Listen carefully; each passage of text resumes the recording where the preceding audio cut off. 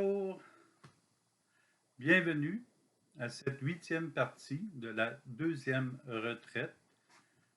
Nous convertir chaque jour, chaque matin, chaque soir et si possible à chaque instant. Alors aujourd'hui, cet après-midi, nous allons, jeudi après-midi, nous allons voir que la conversion chaque jour, c'est comme le fondement de l'évangélisation. Il ne peut pas y avoir une évangélisation soutenue s'il n'y a pas de conversion à chaque instant. Ça veut dire de retour en soi, de toujours prendre conscience que le Seigneur est avec nous, de juste penser de nous laisser aimer, de dire merci Seigneur de m'aimer. Alors, l'évangélisation peut seulement se faire de cette manière-là, par cette mission qu'on a de recevoir l'amour de Dieu. La mise en œuvre, les saints ont parfois dû laisser beaucoup. Ils ont dû se priver du bien-être qu'ils s'étaient acquis et ils se sont mis en route à la suite de Jésus. Ils acceptent de laisser former leur personne, de changer certaines règles de conduite. Ils se laissent conduire par Jésus. Ils demeurent les mêmes, mais ils se sont améliorés de l'intérieur lorsqu'ils ont accepté la présence du Seigneur. De l'extérieur, nous pourrons percevoir la lumière de Dieu, tout spécialement dans leur regard. Certains diront qu'ils se laissent conduire par le bout du nez. Avec Dieu, ce n'est jamais le cas. Lorsque les saints suivent l'amour, c'est facile de s'y laisser attirer et d'y adhérer librement. Ils suivent le berger vers l'enclos de la paix. Paul déclare « Je vous exhorte donc à vous conduire d'une manière digne de votre vocation. Ayez beaucoup d'humilité, de douceur, de patience. Supportez-vous les uns les autres avec amour. Ayez soin de garder l'unité dans l'esprit par le lien de la paix. » Paul aux Éphésiens, chapitre 4, versets 1 à 3. Plaçons nos intérêts dans quelque chose de durable, dans le cœur de Jésus. Mettons-nous à la tâche de porter notre intérêt reçu du Seigneur au plus grand nombre de personnes, afin que notre capital de foi en banque augmente. Plus nous trouverons de personnes qui cheminent et prient avec nous, plus nous augmenterons nos chances de demeurer solidement ancrés dans le Christ. Évangélisons pour recevoir Dieu et recevoir des autres et évangélisons. Encore. Les évangélistes ont réalisé leur évangélisation par l'écriture, les peintres par la peinture. Et nous, quel sera le défaut que nous pourrons transformer ou la qualité par la grâce de Dieu qui sera utilisée en un tremplin de sainteté pour nous et pour le prochain? Quelles sont les qualités, les attitudes, les aptitudes que nous pouvons nous servir pour le prochain? Offrons tout à Jésus et il viendra prendre le repas avec nous. Il nous confiera ensuite la grâce de veiller sur son troupeau. Venons recevoir l'Eucharistie et nous aurons ensuite la grâce de veiller sur son troupeau. Évangéliser, on peut dire que tout le monde a la grâce de veiller sur le troupeau, sauf que l'Eucharistie nous entre dans la dimension de Dieu. C'est quelque chose qu'on ne prend pas conscience souvent. Tout le monde peut veiller sur le troupeau, tout le monde a la grâce, mais l'Eucharistie nous entre dans la dimension de Dieu. C'est très différent d'avoir l'Eucharistie en plus pour évangéliser.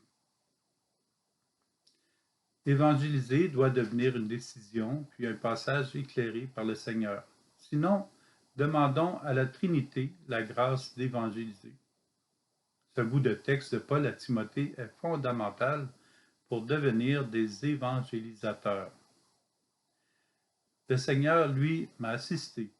Il m'a rempli de force pour que par moi, la proclamation de l'Évangile s'accomplisse jusqu'au bout et que toutes les nations l'entendent. Deuxième lettre de Paul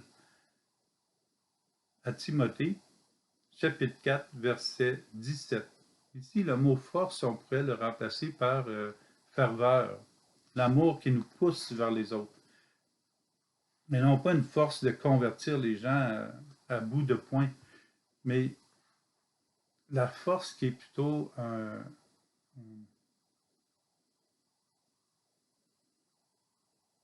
l'amour, le jaillissement de l'amour d'une personne à l'autre. C'est la base et le sommet de quiconque veut se lancer comme évangélisateur. Nous pouvons nous dire que nous ne savons pas quoi faire, nous n'avons pas d'études, nous ne sommes pas compétents pour l'évangélisation. Et nous resterons sur cette chaise sans plus. Cependant, dès que nous nous levons et osons accepter d'évangéliser, à ce moment précis, le Seigneur passe en nous. Si nous ne sommes pas en mouvement, le Seigneur ne pourra pas nous soutenir dans sa mission à lui. La condition première pour l'évangélisateur, après une rencontre sincère avec le Christ, c'est de mettre un pas devant l'autre et y aller.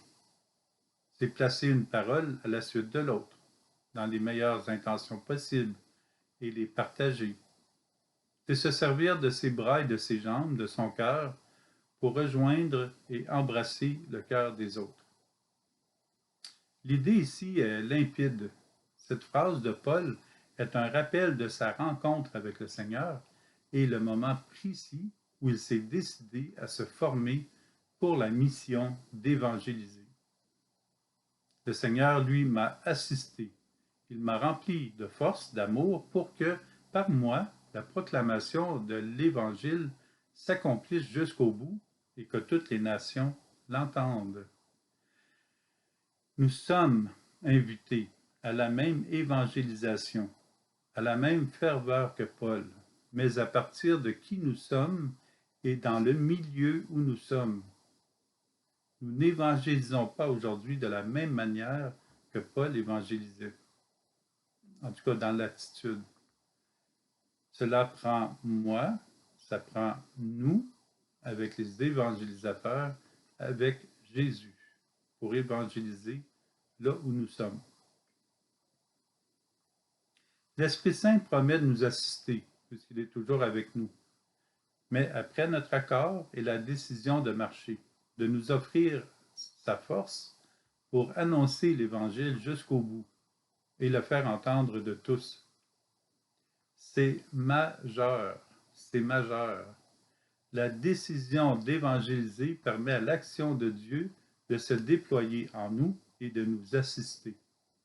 Nous y observerons et y ressentirons la différence en nous. La décision d'évangéliser va nous préparer à se recevoir ce dont nous avons besoin pour la route de l'évangélisation.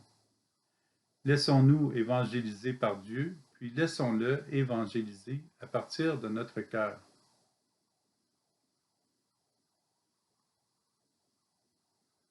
Laissons-nous évangéliser par Dieu, puis laissons-le évangéliser à partir de notre cœur. Ressentons ce qui est dit ici. Ne suis-je pas, Seigneur, ton serviteur, le fils de ta servante, moi dont tu brisas les chaînes? Je t'offrirai le sacrifice d'action de grâce. J'invoquerai le nom du Seigneur. Je tiendrai mes promesses au Seigneur, oui, devant tout son peuple, à l'entrée de la maison du Seigneur, au milieu de Jérusalem. Dans l'Église et dans le monde, je rendrai grâce au Seigneur en racontant ses merveilles. Devenons des serviteurs de la parole de Dieu et allons, évangélisons. La mise en marche pour évangéliser deviendra force et salut de Dieu, avec Dieu, dans l'amour. Jésus, lui, nous dit de prier. La moisson est abondante, mais les ouvriers sont peu nombreux. Priez donc le maître de la moisson d'envoyer des ouvriers pour sa moisson. Luc, chapitre 10, verset 2. Abba, Papa, maître de la moisson, envoie des ouvriers pour la moisson. Ou une autre version, Abba, Papa, maître de la mission, envoie des personnes pour évangéliser. Les deux citations ne font qu'une. Prions la Trinité et agissons, puisque la phrase qui suit est « Allez, je vous envoie comme des agneaux au milieu des loups. » Ouais. Luc chapitre 10, verset 3. Nous n'avons rien au départ, mais nous avons le Seigneur. Or, nous avons tout. Nous n'avons rien. On pourrait parler des heures, on pourrait courir partout, on pourrait arrêter chaque personne sur la rue et leur dire de se convertir. C'est pas nécessaire que ça va fonctionner. Donc, on n'a rien, mais nous avons le Seigneur. Or, avec lui, nous avons tout. N'ayons pas peur d'interpeller doucement, avec respect et charité, et beaucoup de loups deviendront doux comme des agneaux. Interpeller doucement, avec respect et charité, ça veut vraiment dire être à l'écoute de l'autre et trouver dans ce que l'autre nous dit un chemin de conversion. La personne peut nous dire « Ah, j'ai rencontré telle personne hier, c'était tellement beau, elle était joyeuse. » Ah, c'est beau, la joie vient de Dieu. Et dans ce qu'elle dit, nous venons appuyer. Alors, interpeller doucement. Donc, nous, on pense interpeller, c'est d'aller au-devant, mais interpeller doucement, c'est d'être à l'écoute, premièrement, et de relancer la personne dans ce qu'elle vit de bien, de beau, de vrai, de réel, de bon, de Dieu. Lorsque nous pensons à l'Église que Jésus a fondée, nous revenons toujours à ces deux personnages fort importants, à l'instar de Marie, que sont Pierre et Paul. Parce que Marie, quand même, au niveau de la foi, on peut l'amener avec nous sur tous les chemins. Et maintenant, on va s'arrêter à Pierre et Paul. Ils sont les premières figures de la première évangélisation de l'Église primitive. Les deux ont dû combattre pour garder la foi en Jésus vivante et la transmettre malgré les difficultés qui se présentaient devant eux, même jusqu'à aller en prison, sachant aussi s'ajuster aux différents défis rencontrés sur la route. Ils ont aussi été libérés de ces prisons.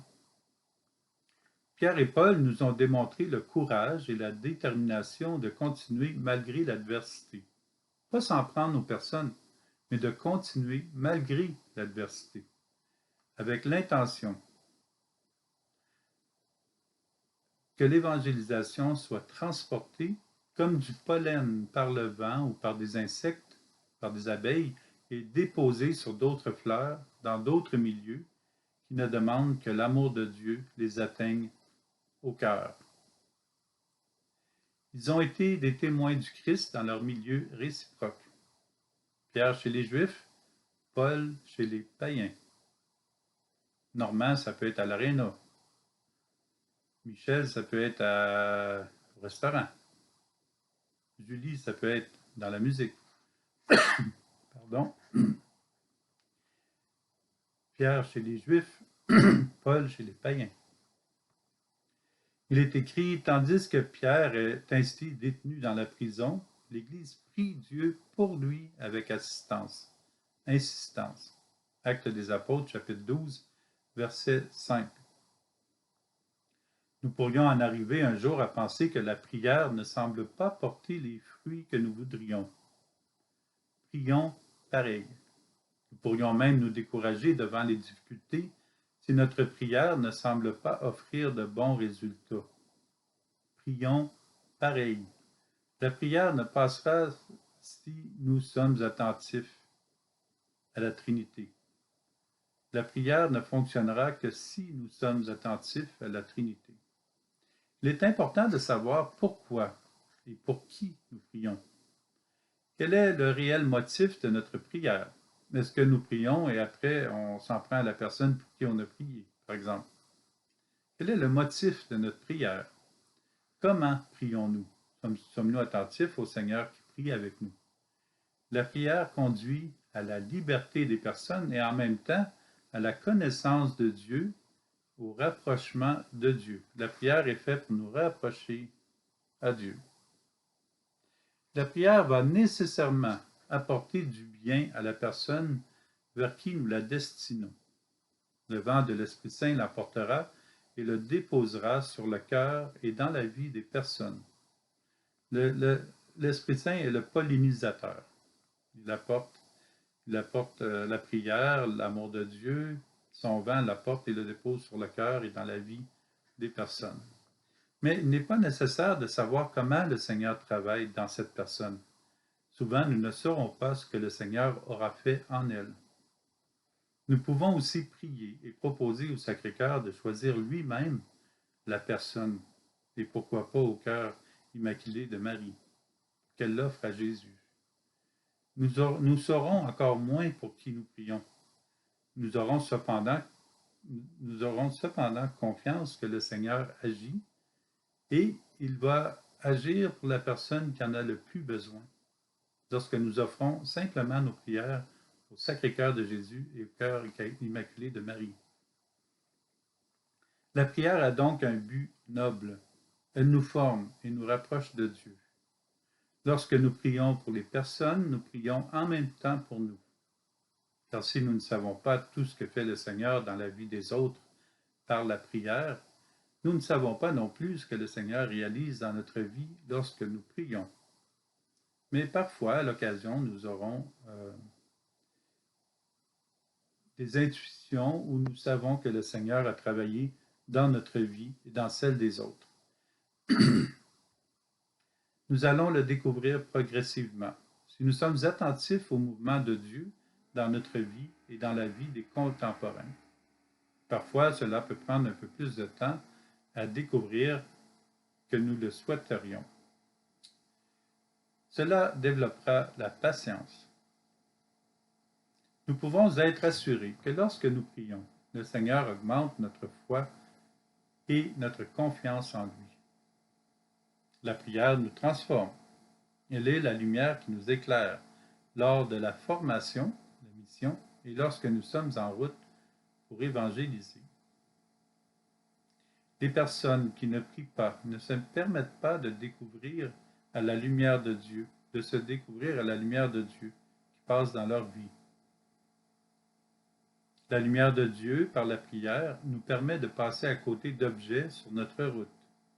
Elle nous permet de ne pas marcher directement vers un mur, si nous sommes le moindrement attentifs. Ensuite, la prière nous permet de savoir comment contourner un mur afin de continuer la route de la mission. Jésus pose cette question aux apôtres. Et vous, qui dites-vous? Pour vous, qui suis-je? Alors Simon-Pierre prend la parole et dit, tu es le Christ, le Fils du Dieu vivant. Matthieu, chapitre 16, versets 15-16. Croire que Jésus est Dieu est la base de la foi qui déplace les montagnes et conduit les personnes à vouloir le faire connaître. Nous voulons faire connaître celui qui est la vie, la vérité et la voie. Pierre et Paul l'ont fait et toutes les personnes qui ont suivi dans les traces de ces deux évangélisateurs ont été marquées de sa présence. Elles ont voulu par la suite le faire connaître. Elles ont trouvé celui que le cœur de chaque humain recherche et elles ont protégé leur foi en Dieu par la prière, la mission et l'évangélisation. Puissions-nous nous aussi conduire des personnes à Jésus afin que l'évangélisation se répande dans notre milieu, pour la gloire de Dieu et le salut du monde, tout comme Paul et Pierre se sont mis en route. Puis Paul fait un retour précipité à Jérusalem. Il est en feu, il est en mission, il est sous le feu du Saint-Esprit. Dès son arrivée, il écrit une lettre à Éphèse. Il livre son cœur et il partage la raison de sa mission. Pourvu que j'achève ma course et le ministère que j'ai reçu du Seigneur Jésus, rendre témoignage à l'Évangile de la grâce de Dieu.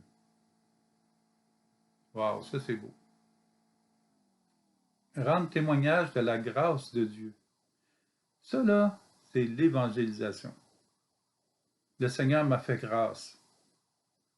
Il a tué mes ennemis. Non, le Seigneur m'a fait grâce parce que son amour est venu me rejoindre.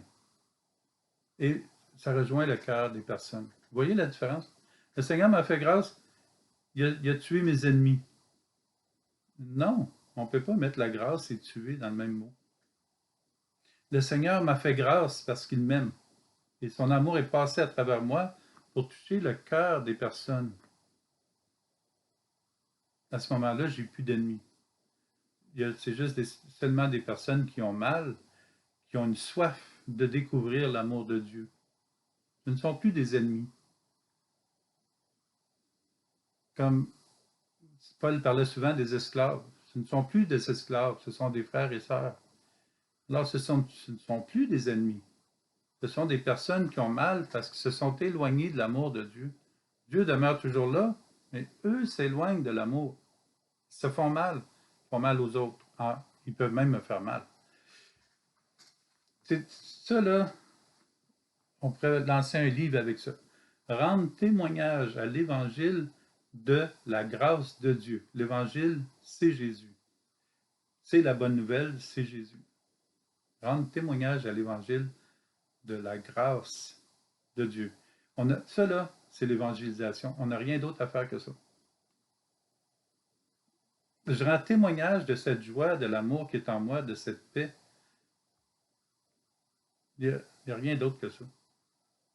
Il faut vraiment que je prenne ça en note. Paul souhaite se tenir jusqu'au bout dans la course à la conversion. La conversion par l'enseignement, l'exhortation, douce exhortation, les recommandations, qui sont des médicaments.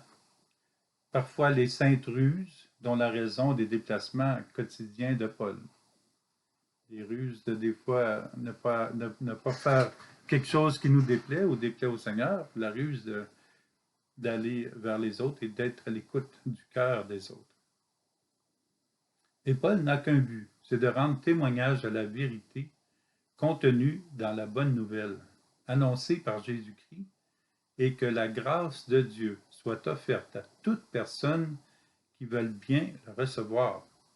Alors, la personne peut ne pas le recevoir, ça, c'est pas ma difficulté à moi.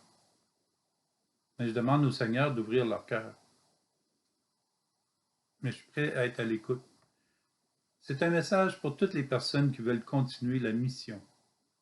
Saint Jean nous dit, l'esprit de vérité, lui que le monde ne peut recevoir, car il ne le voit pas et ne le connaît pas, vous le connaissez, car il demeure auprès de vous et il sera en vous. Parfois, Jean est plus précis que ça. Mais ici, quand même, connaître Dieu, c'est déjà assez précis. Connaître Dieu, on ne peut pas être plus précis que ça. Donc, si on connaît Dieu, c'est parce qu'on reçoit son amour. Jean chapitre 14, verset 17. Connaître Dieu, recevoir son amour, c'est exactement pareil. Nous le garderons en nous dans la mesure que nous sommes en mouvement. Que l'Esprit Saint vienne témoigner de la relation entre le Père et le Fils. Que l'Esprit Saint soit le seul à témoigner son message dans notre vie, par notre vie, à la vie des autres.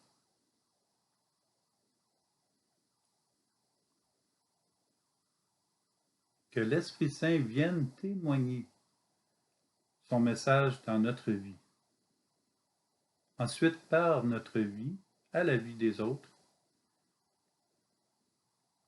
Jésus nous dit, c'est quoi le témoignage?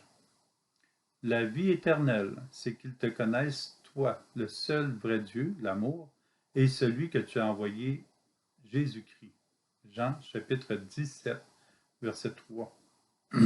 Jésus nous dit en quoi consiste la mission. Recevoir l'amour de Dieu, glorifier Dieu, parce que dès qu'on le reçoit, en fait, c'est lui qui est la gloire, qui ressort de nous.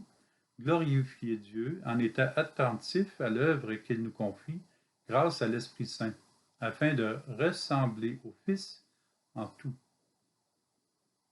Et c'est lui qui nous donne de lui ressembler. Il parle au Père pour que nous apprenions aussi à entrer en conversation avec le Père, à être à l'écoute. Il veut que nous reconnaissions que, par l'évangélisation, tout se réalise par le Père, en le Fils, avec l'Esprit. Que la prière de Jésus rejoigne notre cœur, afin que notre vie devienne lumière et chemin de conversion pour nos contemporains, avec la même audace et la même détermination que Marie. Cette phrase de Jésus invite à nous dépasser. Si vous saluez, ne saluez que vos frères, que faites-vous d'extraordinaire? Les païens eux-mêmes n'en font-ils pas autant? Matthieu chapitre 5, verset 47. Saluer les personnes que nous connaissons déjà, c'est assez simple. Mais arriver dans un nouveau groupe que nous ne connaissons pas, c'est un défi. Les premiers moments dans un nouveau groupe sont les plus importants. Souvent, les gens vont se faire une idée dès le premier mot que nous allons dire et les premiers gestes que nous ferons. Arriver dans un milieu où nous avons certaines responsabilités est aussi un piège lorsque les personnes ont déjà leurs habitudes et leurs coutumes. Les craintes se ressentent des deux côtés. Comment se comportera-t-il avec nous? Et nous avons la même question. Comment seront-ils avec moi? Loin de saluer toujours les mêmes personnes, il est nécessaire et sage d'aller visiter d'autres personnes à l'occasion, de sortir de notre zone de confort, qui est peut-être devenue une habitude. Aussi, il est important de savoir comment accueillir une personne toujours de manière nouvelle, puisque une personne qu'on a vue 5 minutes passées n'est plus la même que celle que nous revoyons 5 minutes après. Surtout, si nous n'avons pas eu une bonne impression au départ, nous sommes invités à dépasser cette impression et à entrer davantage en relation et en communion avec cette personne.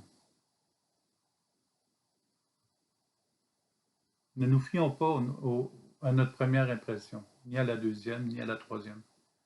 Allons toujours être à l'écoute du cœur. Le premier contact avec de nouvelles personnes guide ce que les personnes penseront. Si la personne semble hésitante à évangéliser, voire même à parler, se peut qu'elle soit définie par cette hésitation, que nous la définissions, ah, cette personne-là n'est pas capable de parler. Il devrait y avoir un effort de part et d'autre afin de créer un dialogue et une confiance. Pensons-y, quand une personne arrive nouvellement dans une communauté, elle a déjà une nouvelle langue à apprendre, et c'est le langage de l'Église. C'est comme apprendre une toute nouvelle langue. Elle aura de la difficulté à dire les mots, et souvent aussi selon leur signification de foi. Cela est tout un défi pour la personne qui arrive dans une de nos communautés. Cela lui demande de la concentration, de l'énergie et du temps. Voilà quelques difficultés de rencontre qui existent. Cela nous aide possiblement à trouver d'autres difficultés que nous rencontrons. Essayons d'accueillir ce que la personne porte en elle de beau, de bon, de bien, de vrai et de réel. Accueillons-la comme elle est, et non pas comme nos premières impressions, même après notre 50e impression. L'Église en soi et les personnes sauront l'aider à devenir de plus en plus à l'aise et l'aideront à comprendre mieux les enjeux et les défis de la foi lorsque nous l'écoutons. Elle grandira en communauté dans la mesure où nous lui donnerons des occasions de s'améliorer et de grandir dans la foi. Nous devons leur donner des occasions. Nous ne savons pas quel trésor nous découvrirons dans le cœur d'une personne tant que nous ne l'aurons pas entendu réellement, puis découvert plus profondément en la laissant se dire et dire sa foi. Car au fond de chaque cœur, Jésus y repose. Quelle est la joie? Quelle est la paix? Quel est l'amour? Quelle est la bienveillance dans le cœur de cette personne? Et révélons-lui, car au fond de chaque cœur, Jésus s'y repose. Alors, il y a beaucoup d'informations, mais ça touche vraiment à un point essentiel, c'est que tout est grâce. Et si moi j'ajoute des mots, j'essaie d'en faire trop, la grâce ne paraît pas pour l'autre personne. Alors, tout est grâce dans la mesure où je permets à l'amour de Dieu de vraiment circuler. Et ça me demande un dépouillement parce que j'ai tendance à vouloir soit corriger, soit aider, soit transformer, quand en réalité, j'ai premièrement besoin d'être à l'écoute et encourager la personne vers un mieux-être.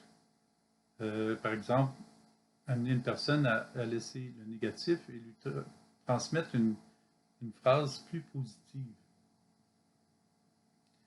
Car au fond de chaque personne, Jésus s'y repose.